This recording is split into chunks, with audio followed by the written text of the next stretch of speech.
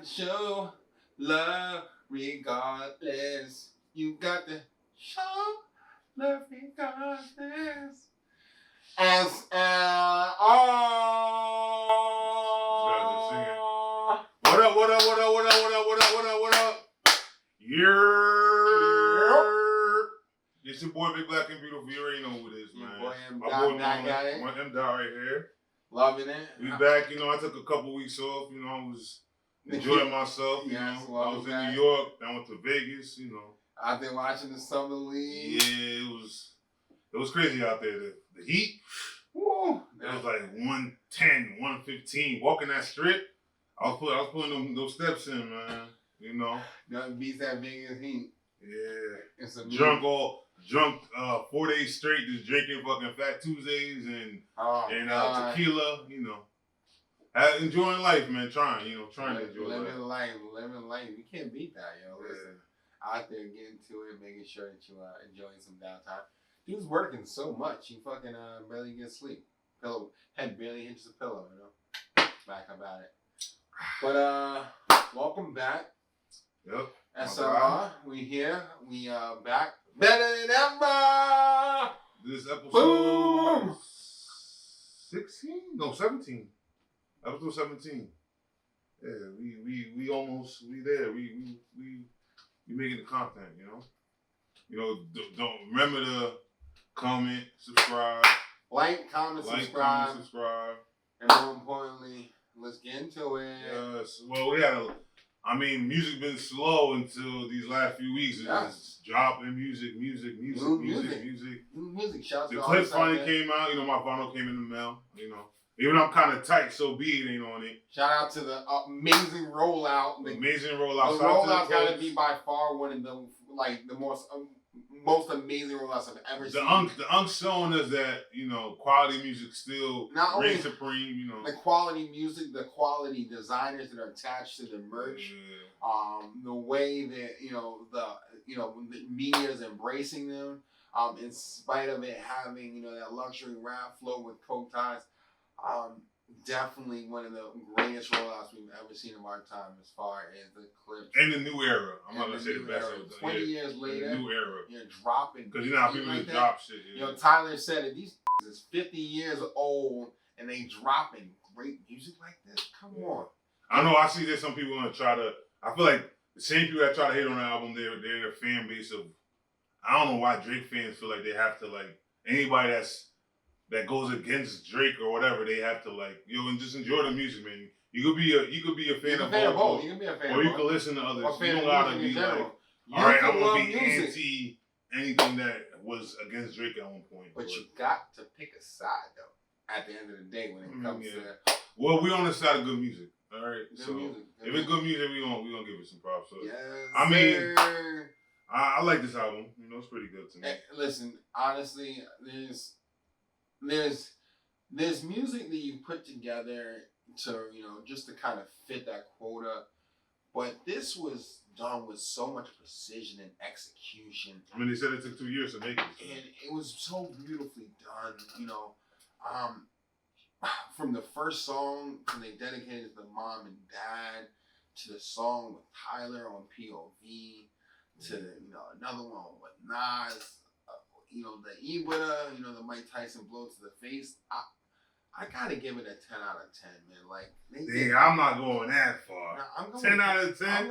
I'm giving it a strong 7.5. No, I'm sorry. Let me retract that. The only reason, Inglourious Basterds was probably the only song that wasn't necessarily as high quality. And shout out to Ab Lava because Ab Lava was a part of major figures in that whole Philly camp. But he was with you. He was awesome down. He's on the re-up game too. He was on the re-up game too, but there was something about that could have been on the B side, right? But we could have had another slot there that would make more sense. And I'm not discrediting the art of the music, but it was great. I think it was done executed so perfectly.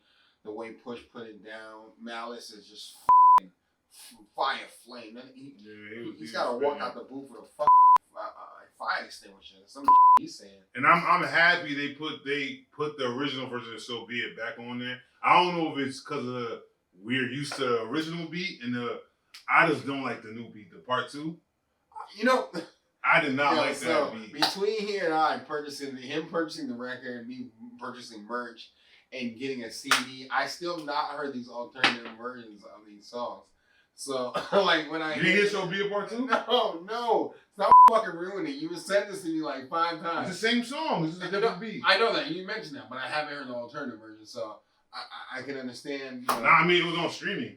Oh, was it? Yes, So Be It 2 is on streaming. Then people were complaining, I guess, and then they put the original back on it. But I think they probably had some label clearances and that's what sample it is. clearances. Because sometimes the songs. I think they sampled some Middle Eastern song or something. Yeah. Some of it's on YouTube Music, and then some of it's on Tidal. But there's always these little suppressed songs and albums on different platforms. So do your due diligence so you can get into some of that good music, on different platforms. But who else came out this week? I mean, Jello came out. Yo, listen, he low-key, he slid that in there. No one really said nothing about it. I think Def Jam promoted, so he really is signed to Def Jam, I guess. I haven't listened to it yet, but hopefully, he keeps up that great energy and he makes his pops proud because obviously that's the goal, right? Then they had Raekwon just dropped this week. Raekwon, man. I mean, I listened to a little bit yesterday, but I didn't really sit down. I did listen to it. I gave it a couple of spins. Ray's always timeless, as Push would say. Timeless flow. Another Mass Appeal releases a second one. Yeah. It is another Mass Appeal record, right? Yeah. So, Wild Corsicans. I always wanted to know how it would sound with Ray, Conway. Oh, that's one of the songs I actually like. All right, that's it. That's it. Yeah. With Butch, Conway. But I think they had songs together Ray before. And Westside. Yeah. Because honestly, the whole Griselda movement is essentially an extension to Wu-Tang. So shouts to that whole set. Again, BSF, drum work, fucking Seven, all of those. Shay Noir, all those, that whole little team. And we still on Griselda, Summer Butch 2. Summer Butch 2. Yeah. It's another banger. I mean, I listen to it, but I gotta really sit down. I've been listening to this too much to even give y'all opinions on other music. Yeah, I've been on this a lot. Yeah, I've been definitely that's heavy rotation. Yeah. And when I heard that, honestly, all I could think was like, artists who have the same similar trajectory as Push and Malice, because they've been in the game and they've been talking that same fly shit and staying in that lane as far as what they represent or what they speak in regards to. And to evolve into that and show so much distinctiveness as far as your brand and the way you commercialize the flow. I always think about people like Butch, right? Because he's got a very similar flow in some capacity. You may also about the same. He has the same sound. And even when he tried to do other sound, they don't sound as good. I didn't say that. What I'm saying is that you remember he had that one album with Def Jam when he was trying to switch it around. I thought it was good. I thought it was cool, but it's not like... Yeah, Hit Boy producing some songs. But the whole point is that I would like to see him evolve into that. I don't want to hear... There was a point in time where... he's in his late 30s, about to be 40. Like, that's his sound. But you need to... Like, Conway. Conway is definitely not... He doesn't have a distinctive sound because even when he did his actual album, right? Conway did a great job at showing, a versatile flow. And Conway is very commercial in his approach. I don't think I feel like he's my favorite rapper. I think he's the best lyricist in Griselda. Even though Griselda, Conway? Yeah, Conway is amazing. He's amazing when it comes down to the flow. He reminds me of Banks, kind of where I feel like they focus on the bars. They don't really care about all that extra. Yeah. Conway's he's a different breed. Even Seven, she's a breed too. And I always say, how is she not bigger than what she is? But on the R&B tip, we got Giveon. I'm not even giving my opinion on that. I gave it a half a spin. Oh, It's yeah. only 30 minutes, 39 minutes. There's a lot of tracks in there. I saw that. Yeah, but it's like 39 minutes. And then they got Justin Bieber. I didn't give that a spin either. I listened to a few songs, but I didn't really dive into it. There's so much music right now. Plus, my boy, I love Alfredo 1. Freddie Gibbs and Alchemist announced that Alfredo 2 was coming out. Yeah. And they dropped the whole trailer. That was cool too. Yeah. And I feel like Freddie Gibbs is one of the most consistent. He dropped good project after good project, but his antics kind of overshadow the good music, the products he put out, because people just look at his antics more than his music. But he be dropping some solid projects like over and over. You know, I was gonna say that, like, as much as I'm not a big Freddie Gibbs fan, right? But when I hear him, and I hear, in spite of all the shit that he deals with and he puts himself in the middle of, he's always still dropping joints, right? Right? And it's like when I hear him, and then he gets Grammy nominated for certain, like, Alfredo 1, and I'm like, that album was and I still one haven't of the best heard, albums and I in the still pandemic. haven't heard him. But the crazy part is that he's still, that just shows you right there. It's like the road isn't always gonna be smooth, but you still keep, the mantra is keep going, right? Keep going. And Joey dropped this. I don't know if it's a single, but he dropped a song. Joey dropped the ABK Johnny single, which is, it's good, but I think that he needs to get back to Joey, right? Joey's still in battle mode, and no one's responded to him in the heavy fashion that he wanted. But he got a couple, a couple of. That's probably a leftover song. You never know. Yeah, exactly. He had a couple of side shots that he was, free shells and friendly fire, and he was letting off. So, it is what it is. But Justin Bieber. Oh yeah, Justin Bieber. We forgot Jack Boys too. Jack Boys Part 2. Another, all great music. Swag apparently is Justice's debut from God knows how long. He hasn't been. And did we talk about the Burna Boy? Burna Boy dropped too. Burna Boy. So much music dropped there. We was listening to, BTS prior to our last episode. Man, that shit is like so like, it's such great music. It gives you this feeling of like vibing. It's like he was like, oh, who was that? I was like, a new Burna Boy. He was like, and lo and behold, before we even started recording, we were just both vibing to it. Like, I don't know how he does it. I fuck with Burna Boy, man. I don't know how he does it, man. He's got such a great. I'm on late, but I fuck with, since his last album. I like the last album. I didn't listen to this one that much. Only he played a little bit, but I can't give him my full opinion on it. Yeah, but let's get into it. Let's talk about these. Since we're on that same lane, let's present Miss Minaj, because she's been having.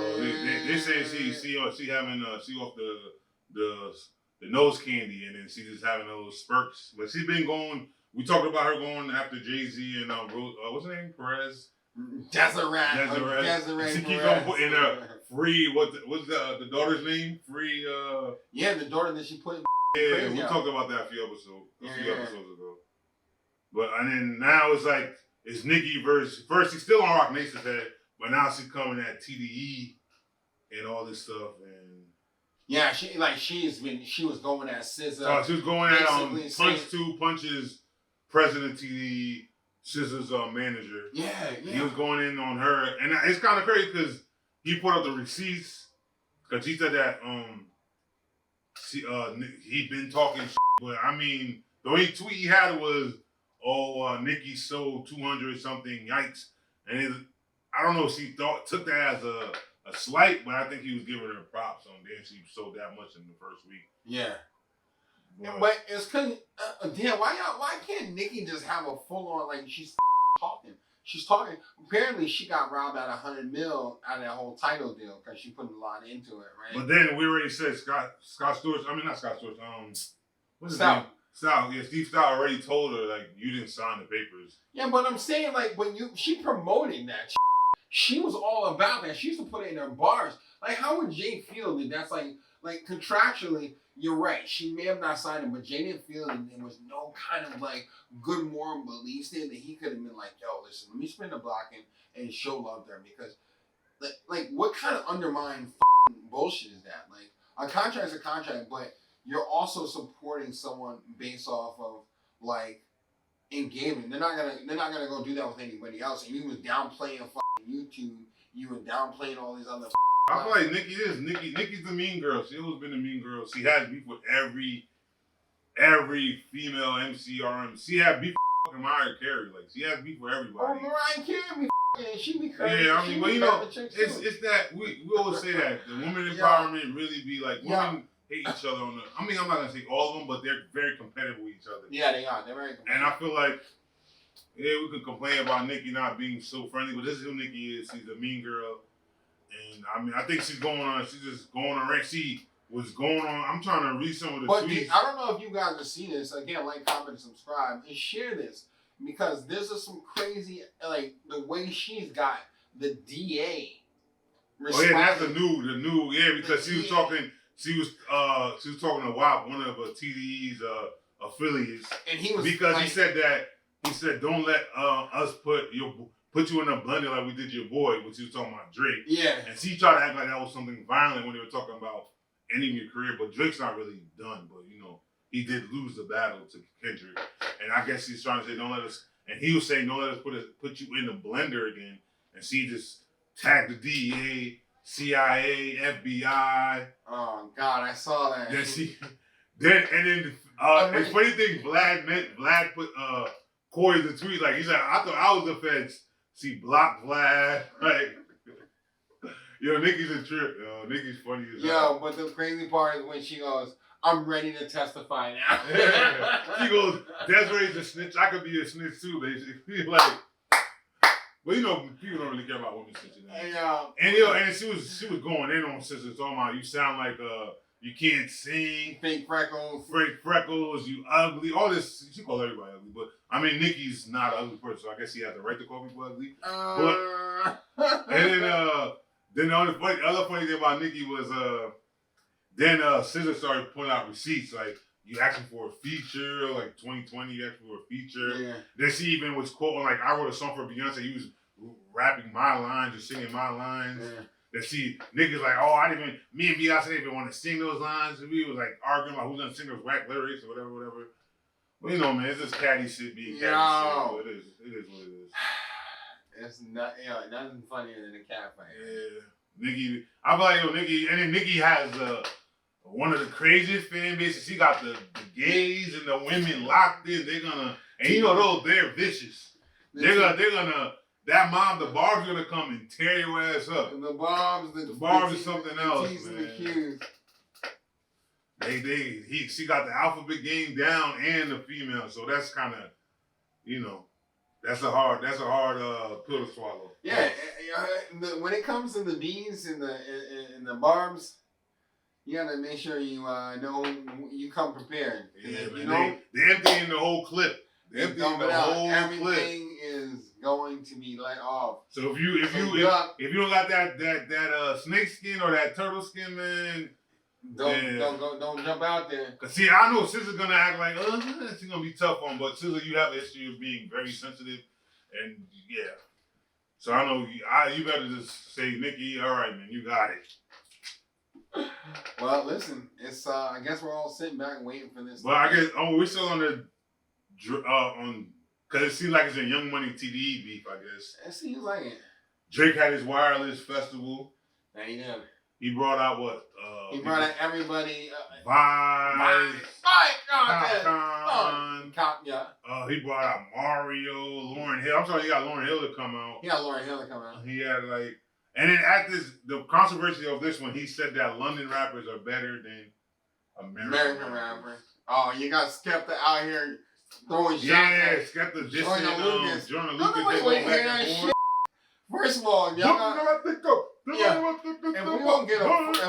sorry, yo, UK, man. We don't want to hear that. Yo, first of all, no. If we gonna get a good fight between London, UK versus USA dudes, right? We gotta have gigs. We gotta have Stormzy. We gotta have good raps and Central C. We can't be bringing out no Skepta. Skepta just... Man, Drake was high on the feeling. He was in London. He was appreciating the love he was getting. He said some I don't think he means it. Yeah, Drake just want... Drake's like, yo, America don't with me right now. Yo, come on, UK. Let me get the other side of the pond to be on my side. But I mean, Drake did use a lot of UK rap. Because you remember, yeah, of course. That's at one moment he was doing that shit. Drake does a good job at siding. That's why I always say about Drake. Even I remember years ago, Drake is like Mystique from X-Men. Yeah. Like he could just turn. He could just turn into this, to that, to this, to that. He's like the Mystique of the game. Yeah. He's always been like he's a shapeshifter. He's gonna keep on switching to what sound to. And then, hey, I know everybody hating on Drake now, but I mean, I've been on the Drake's. I feel like Drake hasn't put out shit in a while, like a project wise. When did I miss? The man's good at doing it. He'll take your style, he'll make it sound good, and then sign it with you, so he can get away with it. Yeah. So that's why I feel like I be laughing when people are like, oh, he put people on. I'm like, yo, and then it's a both ways thing. It's like what Jay used to do when he'll put Kanye around, or he'll put He's like, I'm gonna give you some of mine, but I'm taking some of this swag a little bit. Yeah, so like, Drake helps people, but he takes from people too. Like, it is what it is. I guess they all do. He's smart. Like, it's a smart tactic. Like, I'm gonna take your fans and I'm gonna let you into my fans a little bit. Yeah, I love it. Hey, listen, they say imitation is the best form of flattery. Yes. But this right here. This has got to be, as far as sports and female sports, Clarissa has proposed a fight between her as being the GOAT versus Layla Ali, the daughter of the GOAT. Yes. She secured. Wait, they secured this? I thought they were just talking about it. Oh, it's so funny. Pull it up. At first, they were talking about it. Then Clarissa pops out with a whole collective group that said, hey, we got the $15 million. Let's make it happen. You think Layla Ali is worth that much? But apparently someone does. They think the fight's worth that much. Clarissa versus Hopeless Plan. The rumor that I heard was that I said that unless somebody got 15, 20 million, don't even call me. That's what I'm talking about. That's what we like. Layla, I'm here with my team. I got great news for you. We got the 15 million. Let's make a fight between me and the best versus the best. The great versus the greats. The GOAT versus Muhammad Ali's daughter, Layla Ali. Let's make it happen. Mark, what else do we got? Look, we have the two most prominent venues in this country, Cowboy Stadium, T-Mobile Arena, ready to go. They're extremely interested. We just have to finalize deals. Most importantly, Ruben Branson, Win Records, thank you so much for supporting us, because that's what allows us to make this offer. Thank you very Is much. the fight really Win Records is signing just to bring forth. Is that a $15 to $20 million fight? I don't know. I guess they could. They can dunk in out of retirement. Let us know out there. Is this a $15 to $20 million fight? Would you see that this has that much traction? But Clarissa said if Mike Tyson could fight Jake Paul, then she doesn't understand why people are that's scared true. for her to fight. When she first said that, and I heard that, I said, "Listen, that's all factory. That's all factory." Yeah, but it looked like Tyson was hurt. We were scared, even though he probably. Listen, Mike Tyson was not hurt. Yeah, I know he was playing. Again, he was WWE in it. Yeah, and we had to think about it. There were certain hits that he couldn't throw at him. He had to bite his glove to remind him to not throw certain hits because he didn't want to hurt fucking Jake Paul. But somebody in the comments said, "I hope Layla Ali comes out to Remy Ma." Oh my God.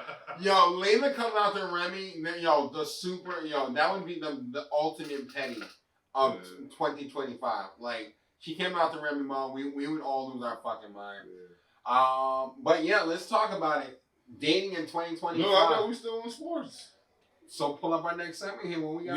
We have what do we got again? We have Dame going back to the Blazers. The homecoming. It's bittersweet. I think it's nice. I think it's a cool story. It's a nice story. Like, he's going back home. He's gonna retire there most likely. And then they gave him some money, you know? Hey, listen. If he's gonna go out, he's gonna go out there. But I also heard a debate though that who's more of a clutch player? Dame or Kyrie? You talking about that one? Kyrie. I think Dame better than Kyrie. Kyrie just got moves, but he's not. I feel like Dame has plenty of time. But then again, I mean, he don't got a ring. Well, he played with LeBron and Kevin Love. That's not fair. Come on, don't do that. Yo, Kyrie is the ball. He is the point guard. Well, they gave him. He might get $70 million. Cause Milwaukee still gotta pay him, and he gonna get that new deal from the Yo, Blazers. you know what type of money that is when you got that type of money just coming to you off of the strength, but you got a new contract. Yeah, it was a 3-year, $42 million deal. Huh? Yeah. And then plus we got we talked about this. We had one episode where we talked about this. Shannon Sharp lawsuit dismissed. Oh my god.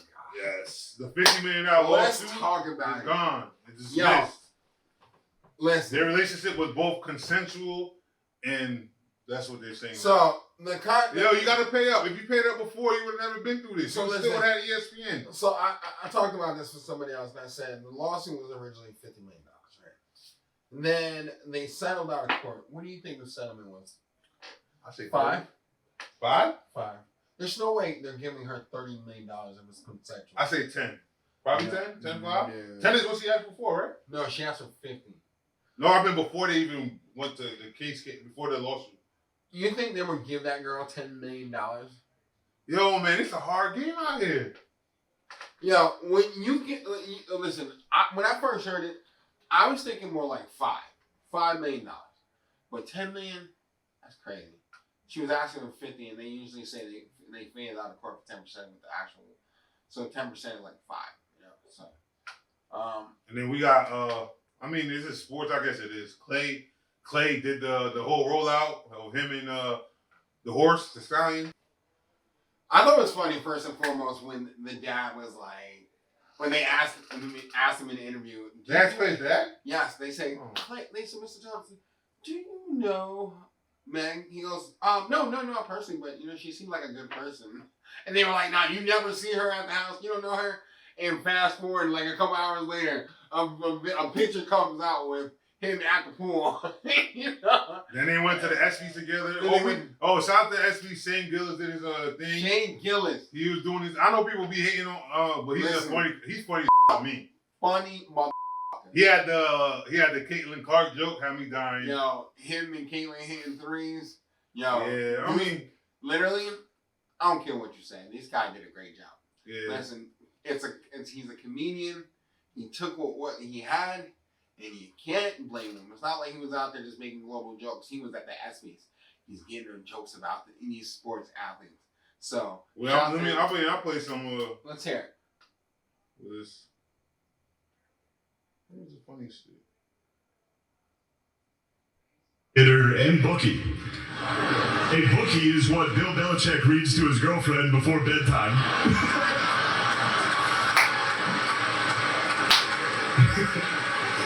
They do. They read The Very Horny Caterpillar.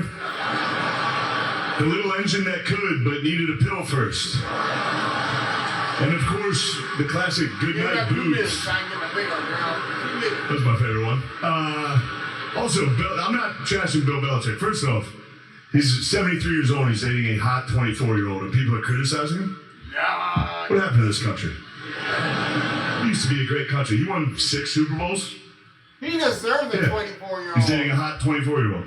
Hell Maybe yeah, if you Bill guys won 6 Belichick. Super Bowls, you wouldn't be sitting next to a fat, ugly dog wife. They let me do it. I don't. Disney, they allowed that. Yeah, I'm going to tell you a story. I was at we should have If we taken could it. go on, he had a couple of Trump jokes. He had the Caitlin Clark joke. I know they about to come for him when he said Clayton Clark's gonna retire and play that. Let's hear the Caitlyn Clark joke, because that was great. Yeah, listen. Let me. He does a great job in making you feel uncomfortable, but also finding the humor in it, and that's what he did, and he was great at.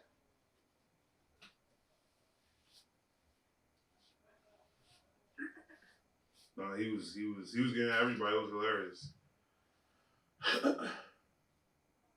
I already know they're gonna finish him. They're gonna call him No, because they had that whole white comedian jokes. And dude, he was funny, and he got a show called Tire. It's on Netflix. Guy's funny. He's creative, and he knows his timing. He knows his. From the WNBA, she's going to work at a Waffle House so she can. Hires from the WNBA, she's going to work at a Waffle House so she can continue doing what she loves most, fist fighting black women.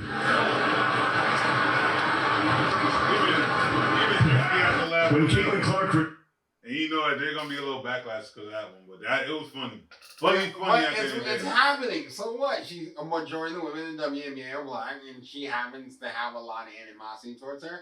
So be it. Let Shane Gillis do his thing, bro. Shouts that Disney taking on that risk and bringing on someone who was so cutting edge. But keep doing your thing, boy. Yeah, he did a good job. I enjoyed his monologue and his jokes, but some people. I mean, you gotta remember, jokes about to be illegal soon, So let's keep it on that same limb. Let's talk about how your girl, the freedom fighter, the woman representative, sister soldier herself, Joy Taylor. Oh, Joy Taylor. I mean, we knew that was gonna happen. I mean, they got a safe face, Get the hell out of here. Listen, let's talk about it though. She's out there talking about legalizing prostitution. You know when they say, Yo, man, you know what we say here. We don't say nothing. He says this. But I know you guys know this means a rock, but for us, this means vagina unite. They don't care if it's right or it's wrong. If it goes against their morals or not. They think they're just at a gender war every conversation. So they're going to make it a gender war, and they think they're going to support stuff that they know they don't support deep down in their head. They're going to act like they're united when they're not united. And now she wants to, she's thinking about, she just lost her gig with Fox. You knew that was going to happen sooner or later. Bro, back to back. She was giving that cat out to get positions. Giving that box out. It was, we could play that Snoop song. It ain't funny if the homie can't have none. She was letting all the homies at Fox. All of them. Yo, you want me to get on your show? I'll give you something. Let me get on your show. But again, that's woman empowerment because she's using what she got. Yeah, she's using what God gave her to get what she wants. That's woman empowerment, apparently. Not all women, but a good percentage of them. Think about it though. Again, listen, influence can come from anywhere and anything. With the right angles and more importantly. Wait, could I read what she said? Absolutely, go for it. She argued that prostitution should be legal in the United States, saying that it is an attack on femininity. I think non-pussy getting male loneliness are deteriorating society. So you're saying incels are deteriorating society, and women should be legal to be able to do prostitution. If you want to do that, go to Nevada. It's legal, right? I'm not sure. I never had that problem, but I would assume it's legal in fucking in Vegas, right? Because I've seen some interesting scenarios out in Vegas when it comes to And at the end of the day, people are doing it anyways. You go on somebody's IG, they got their Cash App, their Venmo. What you mean they're not IG models? No. Why do you think they're in different hotels all over the place? They are selling it, but on IG. So you tell me they're not published models? You tell me they're not going on those trips from all that? Yo, man. You know how they say you gotta wear a couple hats? They're models / little sex workers / they take their trips. So you're telling me that they don't go on these trips unless not for free. You don't see the guy that's unless they get shitted on. Hey, man. Yo. I'm not knocking it. Do what you gotta do. God gave you something, use it. I'm just repeating what he said. Don't be like these. Don't be these more. You see these moral girls? They be getting mad and upset and jealous of you living your life. You don't have no morals, so just do what you gotta do. Let it out. Let it loose. Have fun. Drink. Fuck. Yes. Yo. You be in Dubai having a good time, man, and that chick with the morals is at home working a 5 to 9, complaining about her dude not paying, making her pay half of the bills, right? Yo, man, if you don't have morals, be happy, and you could be one of these chicks, man, living life, hotel to hotel, doing things you don't want to do, sucking shit you don't want to suck. Right? Yo. Woman empowerment. Woo! I need to get a woman empowerment shirt. Yeah. I'm for the women. Women! Right? Yo. We got the filth in this mind. What? But yo, staying on that same line of trending events, let's talk about old boy who got caught up with his side piece or his work wife at the Coldplay concert. What was you doing, my boy? What do you think? You you was sitting up on the top deck. Yo, what concert had fucking sky kiss cams and all that? I got kiss cams on all those big events. It's just that what you doing? You're sitting up there like, come on, bro. Let's get. No, I was sue Coldplay.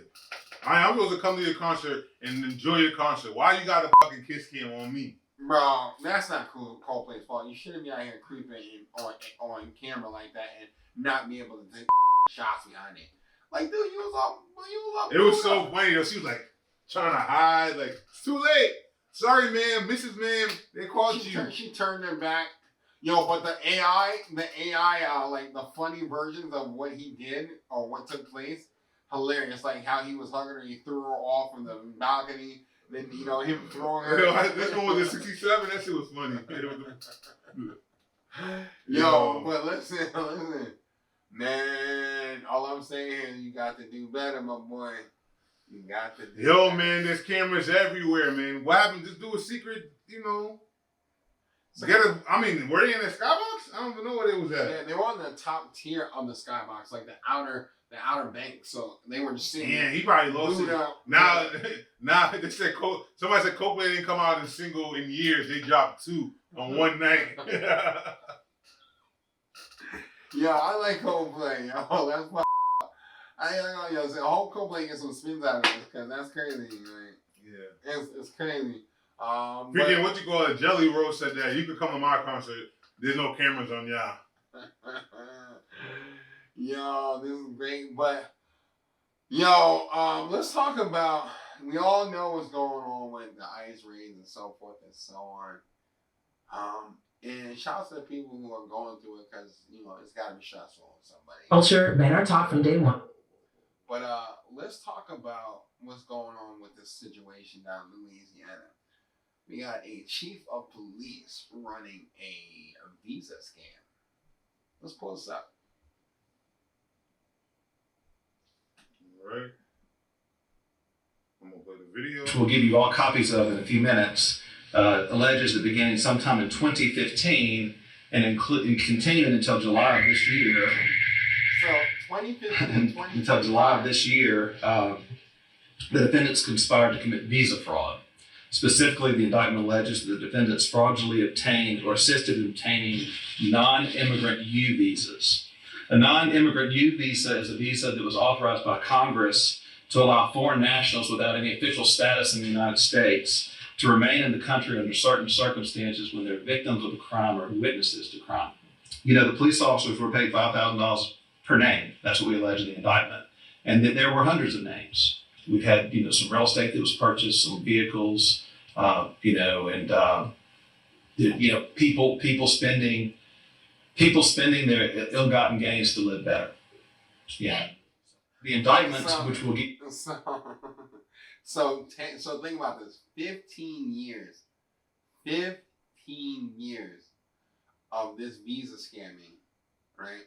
And y'all getting mad at these people trying to, yo, man, they're gonna have to clean house. They're gonna have to. Yeah, people come. I tell you, keep blaming it on the last administration. They want to let everybody in now. Everybody gonna get the feeling of it, and then there's stuff like this going on. So they're trying to clean house right now. Clean house is a whole nother like the term. I heard this funny comedian saying the other day.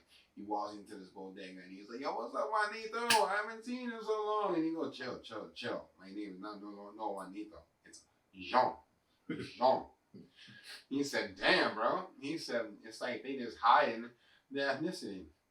It's not a good place for anybody to be in." So, shouts to them and what they're going through. Hopefully, they'll feel better. But I heard they talking about they're gonna try to be lean because the farms and all of them are getting affected by this. Of course, because it's affecting the bottom line, I just laugh when people talk like, "Oh, who's gonna do here?" They talk bad about slavery or whatever, mean work. You're like, who's gonna do the work nobody wants to do? And I'm like, do you care about these people or do you care about these jobs being done because you don't want to do it or whatever? Municipal workers, like it sounds crazy when you hear these people talk to them. I'm like, you want these people here to just do the work nobody wants to do, like. And you would think that you want them to be here to have a better opportunity on it, but deep down, I feel like you're just dropping your racism out. Like, no, we need them to pick our fruits and do this and that. Like they could do more than that. Like Yeah. So first and foremost, they had to have used AI in order to uncover this whole scam, this visa scam. So there's no way they can pinpoint all that almost 15 years. or they could have somebody ratting. In addition to that, Yeah. kind of that, and kind of, they're using AI in all types of ways right now. Law enforcement, they're using terminologies of suspicious activity, and that suspicious activity is enough for them to draw their attention. So this may have been one. They're using it right now on traffic. So suspicious activity, and they cross-reference it with phone activity and movement of certain cars, phones. So They keep on talking about. You see, even I don't want to go back to that SZA and what you call it. SZA had that whole tweet. Oh, AI is destroying black and brown communities and this, that, and the third because they're saying that the environmental arms that AI has. Because something about they gotta use like buckets of water and all that stuff for AI, something like that. what do you mean buckets of water? So Like they have to use water. Like I googled it one time. Somebody told me to Google where they use water. Like each time the AI answers the questions, like a bucket of water has to use to create the power. Yeah. It's that's why they're kind of trying to put these chips underwater to cool them off and kind of create this. It's a whole. There's definitely a lot more to it. I'm not, again, I'm not speaking from full clarity, but I've definitely heard inspirations. I see people keep on Google. I'm like, yo, man. I thought all technology does some type of harm to society. You drive a car, your car does harm to the environment. Like, yo, it's like you can't. It's just pinpointing stuff. Like everything has a cause and effect. But I'm glad that you were talking as far as tech and the evolution of tech. One of these new things that they just discovered is a fungus that eats plastic. Plastic has got to be by far one of our biggest issues that we deal with. Microplastics in our clothes, in our water. Plastic, is being used. It's polluting. These third world countries. I see these third world countries where their whole beach is full of clothes that didn't make it. 2025 NBA champions who didn't win. These are the shirts that they made that they were supposed to win. And their whole fucking beaches are filled with clothes and debris and plastic and so forth and so on. But imagine how much good that would do and how much that would help the earth, as far as like breaking down plastic and such. So you want to give us like a little brief breakdown on, what this I can't say the name of the fungi, but it's a remarkable species that feeds solely on the most stubborn plastic known. Unlike most organisms, the fungus can thrive in oxygen-free conditions, making it a potential game changer for tackling plastic waste in landfills. In the future, it could help waste management by decomposing plastic from inside out, where other methods fail. Yeah, every day we're finding ways to make our world more efficient. Yo, God he put like a cure to everything. We just gotta find it, basically. And this goes back to when people say, "Oh, what about gas cars and all these working parts?" Yeah, and there's beautiful craftsmanship in the Pagani's, and the Cohens and the Hennessy's. These are beautifully designed cars, but there also is so much craftsmanship that goes into the software and the hardware of some of these new cars, these electric cars. So when we talk about the tech and the hard work that goes behind discovering some of these new this is groundbreaking to know that we may have possibly found something that's going to be able to break down plastic instead of having these robots roaming out in the fucking waters and pulling up on beach sides. We need this. So moving right along with what we were talking about as far as tech, designer babies. This is a new level of what we discussed a couple weeks ago about being almost immortal as a person by the year 2030. Pull up this segment right here.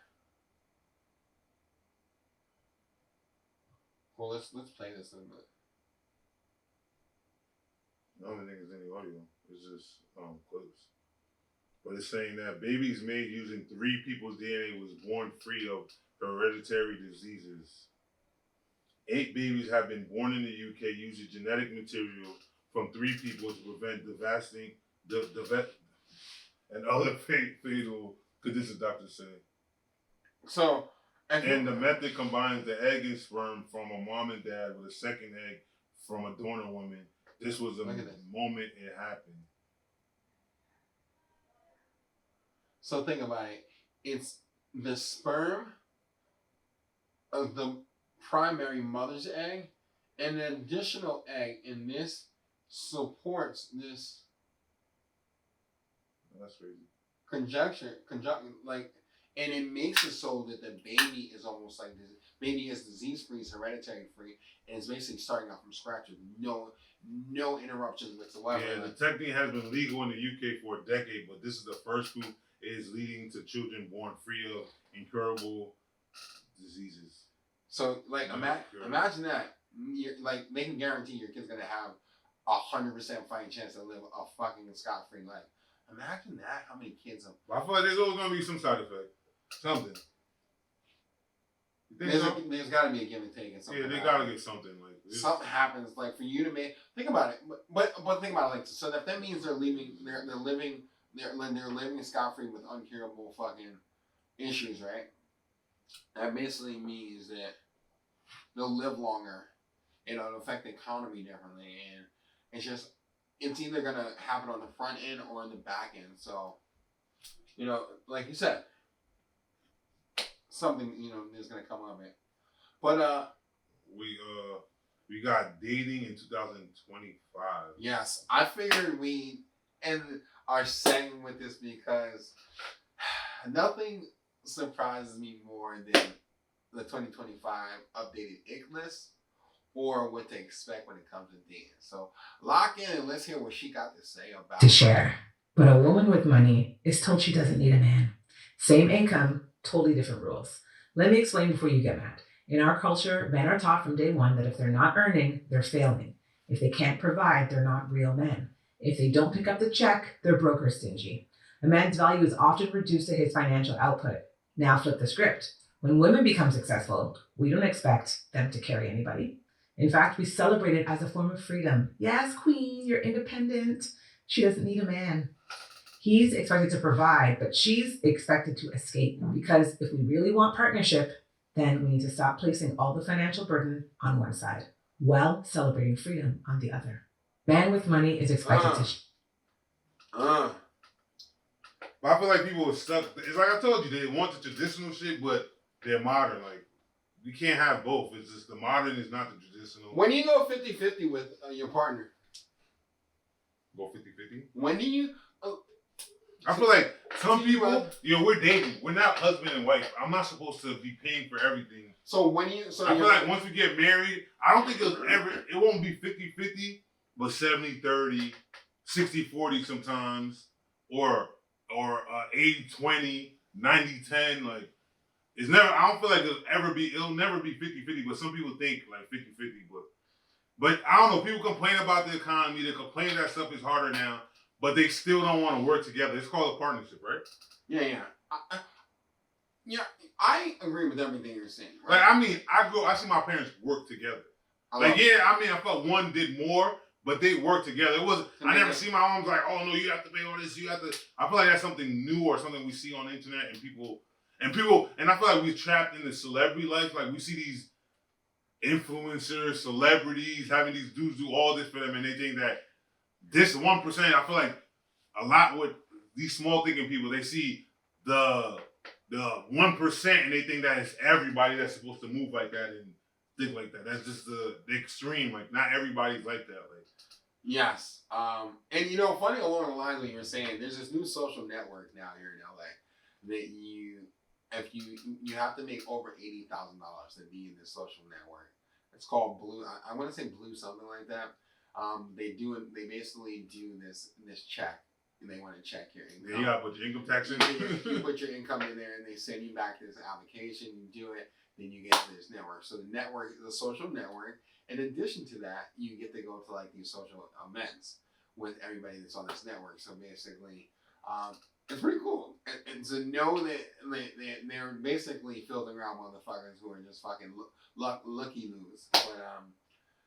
But the whole point of this was talking about how we look at the value of what we bring to a relationship.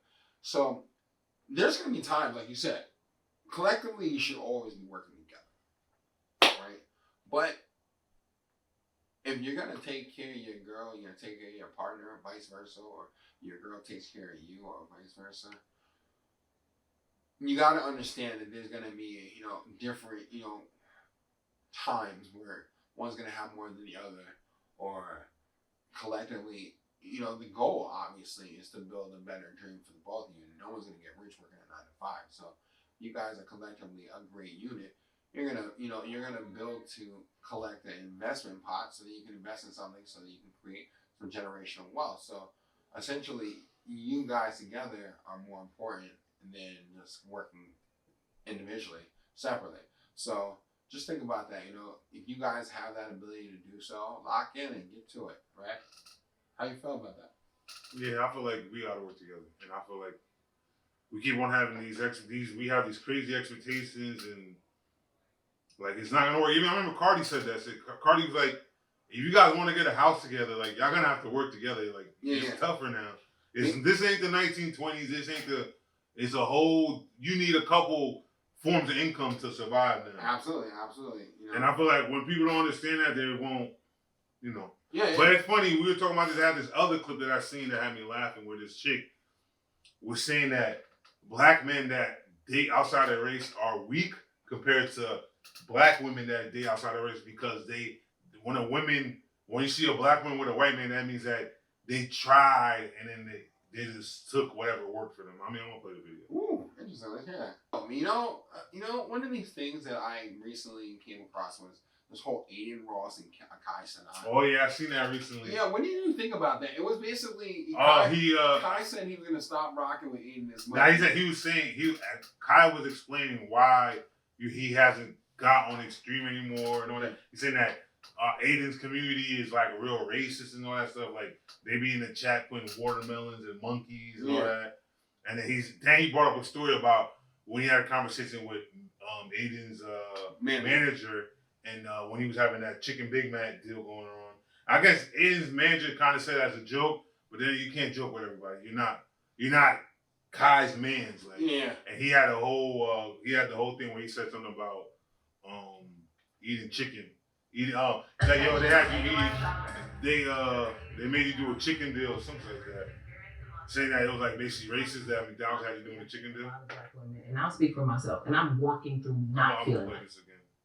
Honestly, I think a lot of black women, and I'll speak for myself, and I'm working through not feeling like this. Mm-hmm. If I'm walking down the street and I see a black man with a white woman, there's a weakness in him. Ooh, something in him is weak.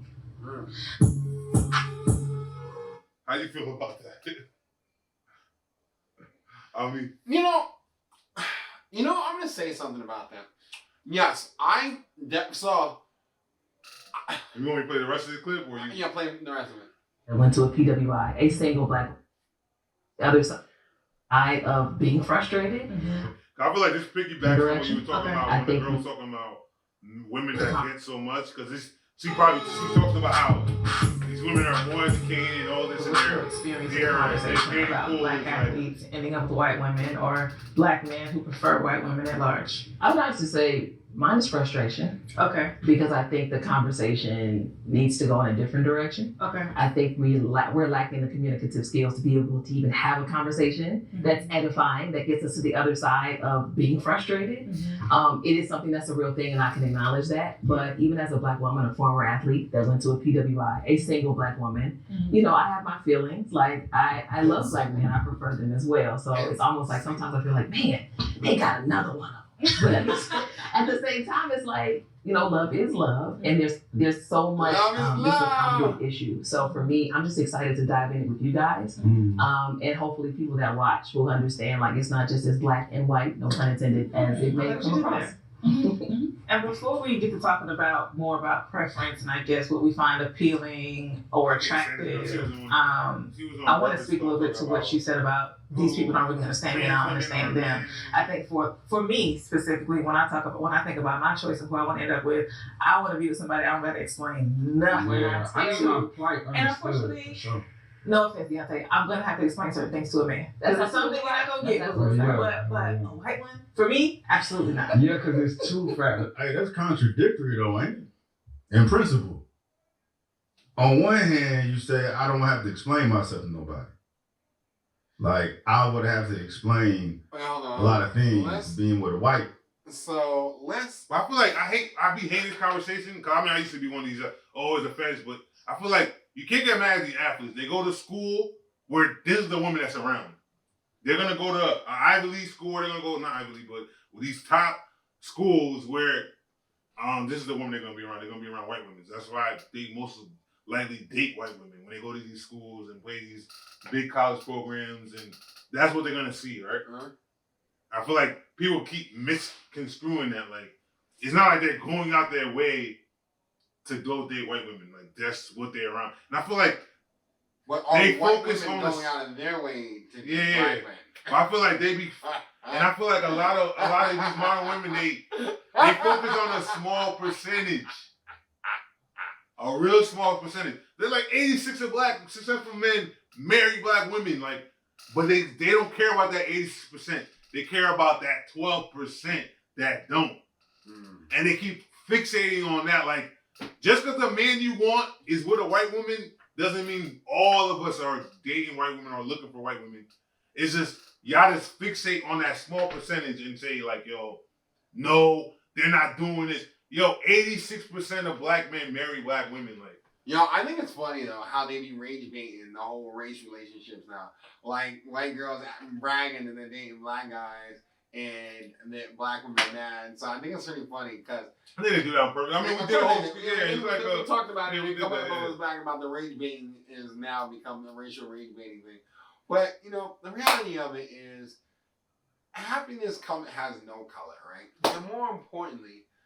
And we live in America. It's a melting pot. It's a melting pot. We're not in no country where there's only one race of people. Yeah. Like, listen, it's gonna happen. Like, they're gonna mix it up. I mean, me, I like my black women. I'm gonna say whatever. I've had the opportunity. It's me. I like my black women. I'm gonna stay with them. But I'm not saying I'm not open to, you know, if my situation happened to change, I'm not open. But I'll stick with what I know, which is black women. But that's me. That's not everybody. But in my regards, I must say that I've had the privilege of, you know, dating a multicultural group of women. And I must say that, like any other culture, every culture has their high points, their low points. Every culture has, you know, different views of things because everyone's seeing things in a different light. And they have a different way of showing everyone has a different love. Yo, and at the end of the day, all these women are the same. We So live in America. So America, all Western women are the same. Yeah, we probably have different cultures and all that, but you guys are all the same. I talk to my coworkers that happen to be of another race, and it's like we're dating the same person sometimes. The way we talk is like we're dating the same person. We got the same complaints, the same gripes, whatever. And I feel like interracial relationships is like the other side. They treat the other race different. I think. So like I was saying here is that there is no color to happiness, right? Every race has so many different views on things, and for you to pinpoint things and say that every race does this or this race does that, you have to essentially expand your palette and see that everyone learns things in different lights and different cultures and different, you know, avenues of the world. So take your time and learn people and see what, you know, and what makes, because I met an Italian couple, right? And I'm gonna show you what, like the variations of how we perceive things. I met this Italian couple. They work for this Italian company called Luxottica, who is now owned by Meta. And he told me, yo, I read to my wife every night. And I was like, and mind you, he's a little bit younger than me. And I was like, so you read to her? He's like, yeah, I have a book. And we choose books and I read to her. She reads to me. And we do that and it shows that we have an open line of communication. It shows we know how to. It's a form of a love language for us, right? And the point is that every woman has a different love language. They may have some preconceived like things that they carry through their culture, but love languages are very different in every facet of life. So give people a chance and don't fall into that. Where he thinks that all women think and do. And no, we're culture. Yo, we live in the same society. We have cultural similarities. Yes, there are similarities. That's what I'm saying. We live in a Western world. A lot of women are gonna move like Western. Well, if they aren't moving like they are going to because they're influenced by social media. I know, but I'm just saying that we're culturally the same. We live in America. That's why even people that come from other countries, they're gonna come and move here. They're gonna start moving the same way. It's just culturally, we're gonna get influenced by the culture. I'm not saying all women are the same, but I'm just saying they have this. They think the same for the most part. God wired men, and they, like I said, all men are the same. All women, it's not a bad thing. It's just with some of them, we're all wired the same. Like, well, and the ones that are not, we call them weird or different, right? We all got different views on that. I know, but I can't say that, but I can definitely say that at the end of the day. But this lady was saying, I want to play the part where she goes. Because Lene, I'm with you on that. Here's your iPhone 13.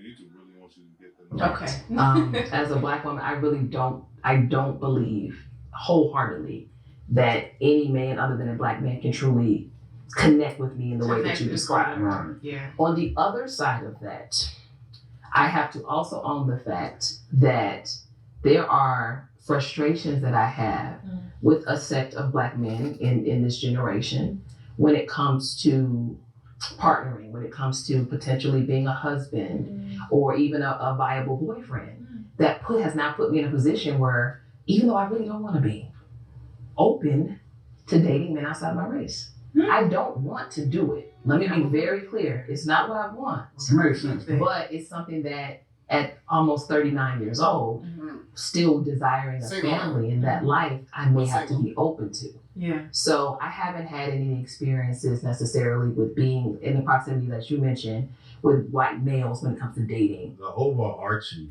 I feel like, man, a lot of humans out here, we're not looking in the mirror. Sometimes we are the problem. It don't matter if we go with an Asian, a Spanish, a Caucasian, we are the problem. And instead of us doing the self-reflection and looking in the mirror and seeing why we keep attracting certain people, we blame we're gonna blame Black women, we're gonna blame Black men, we're gonna blame, when you're to blame for 95% of the time, you're to blame. All right, look in the mirror. You're to blame. It's not Black men. It's not. You're gonna get that white man, and then you're gonna have some grudge against white men after a while. It's you.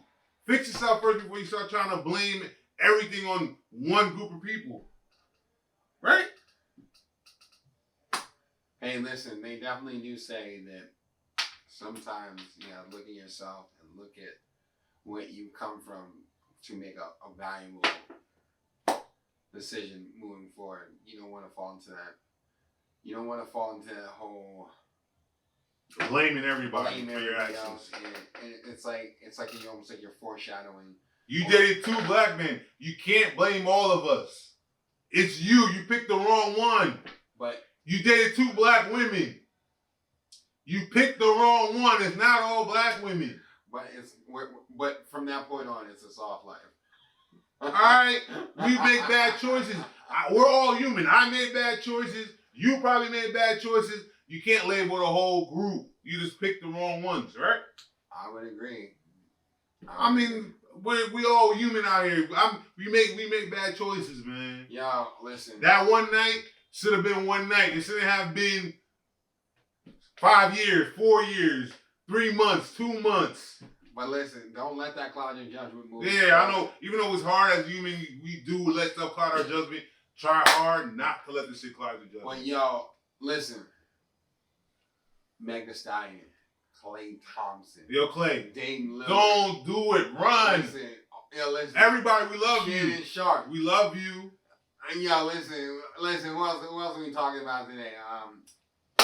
Everybody, we love Everybody. you. At the end of You the guys day, having these scientific experiment babies, You we guys- love you.